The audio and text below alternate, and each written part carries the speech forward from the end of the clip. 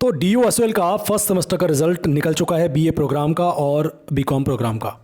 ठीक है, बट अब समस्या यह है कि रिजल्ट तो आप लोगों ने देख लिया, रिजल्ट बहुत सारे बच्चों ने डाउनलोड भी कर लिया होगा, बट उन्हें रिजल्ट समझ में नहीं आ रहा है। बहुत सारे बच्चों का रिजल्ट लिखा आ रहा है कि रिजल्ट नॉट फाउंड, या आ रहा है जी उनका सब्जेक्ट ही गायब है, या ER है, या एब्सेंट है, या उनका एनरोलमेंट नंबर मिसिंग है। ऐसी बहुत सारी प्रॉब्लम्स हैं जो रिजल्ट में देखने को मिली हैं। इन सारी प्रॉब्लम का सॉल्यूशन इस वीडियो के अंदर समझाऊंगा। पूरा वीडियो बड़े एंड तक समझना, क्योंकि बच्चे अभी भी कंफ्यूज्ड हैं उनके रिजल्ट को लेकर कि वो पास हुए हैं या वो फेल हुए हैं। तो ये वीडियो अगर आप ढंग से देख लेंगे तो आपको समझ में आ जाएगा कि आपका रिजल्ट एक्चुअल में बना क्या है। देखो, जब आप अपना रिजल्ट चेक करने जाते हैं, सबसे पहले आपको क्या करना होता है, अपनी डिटेल उसमें आप फिल करते हैं। अब जब आप अपनी डिटेल फिल करते हैं तब आपका रिजल्ट शो होता है। बट जैसे ही आप अपनी डिटेल फिल करते हैं तो बहुत बच्चों के साथ क्या हो रहा है, वहाँ पर लिखा आ रहा है रिजल्ट नॉट फाउंड। देखो, हो सकता है आपने अपनी डिटेल गलत फिल करी हो तो आपका रिजल्ट नॉट फाउंड आएगा।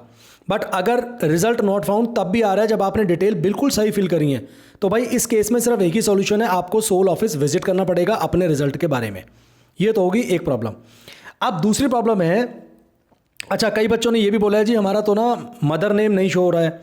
ठीक है, मदर नेम नहीं शो हो रहा है तो कोई दिक्कत वाली चीज़ नहीं है, उसका कोई बड़ा इशू नहीं है, उसको आप इग्नोर करिए, क्योंकि मार्कशीट के अंदर ज़रूरी नहीं है मदर नेम एसओएल के अंदर शो किया जाए।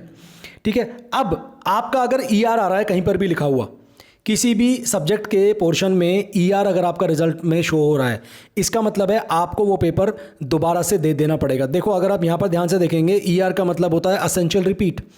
आपको वो पेपर दोबारा देना पड़ेगा। और ये जो आपका नेट ग्रेड वाला कॉलम है, यहाँ पर आपको वो चीज़ लिखी हुई मिल जाएगी कि भाई आपका क्या ग्रेड दिया गया है, ER है, एब्सेंट है, क्या है। अब देखो, समझो इस बात को जरा। अगर ER है और आपके रिजल्ट में ER लिखा हुआ है और सब्जेक्ट कोड मेंशन है, इसका मतलब बड़ा साफ साफ है, वो पेपर आपको दोबारा से रिपीट करना पड़ेगा। ठीक है, यानी कि आप हो गए हो फेल। तो ER लिखा है असेंशियल रिपीट, F का मतलब भी फेल है, यानी कि दोबारा से आपको रिपीट करना पड़ेगा पेपर। अब इन दोनों ही सिचुएशंस में आपके पास दो ऑप्शन हैं।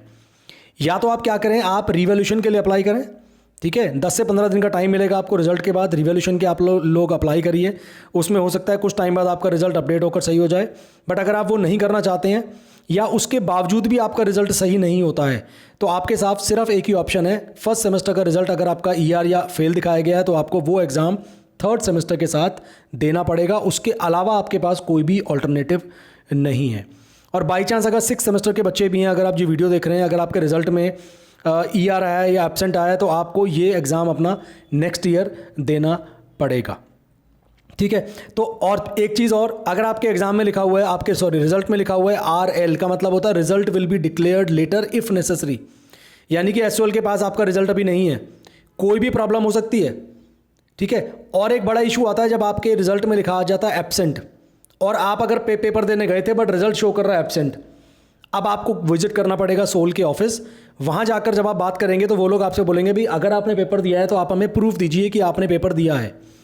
तब आपको कहाँ जाना है, जिस ऑफिस में जिस कॉलेज में आपने अपना एग्ज़ाम दिया था, वहाँ की अटेंडेंस शीट आपने फिल करी होगी, सिग्नेचर किए होंगे, आपको वो अटेंडेंस शीट की फ़ोटो कॉपी लाकर सोल के ऑफिस में जमा करानी पड़ेगी। उसके बाद आपका रिजल्ट अपडेट होगा।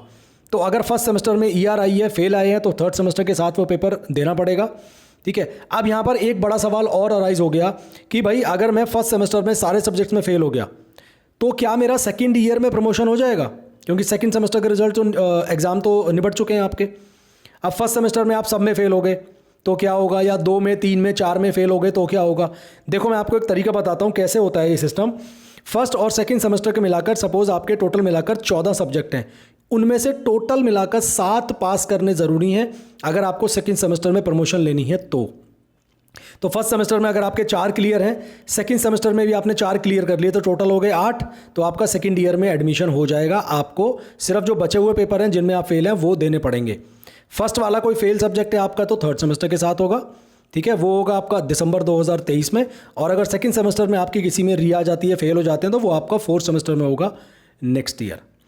ठीक है, अच्छा एक चीज़ और मैं आपको बता दूं, अगर P लिखा है आपके रिजल्ट में, इसका मतलब है आप पास हैं। ठीक है, तो ये आपके रिजल्ट के नीचे भी ना एब्रीविएशन मेंशन है।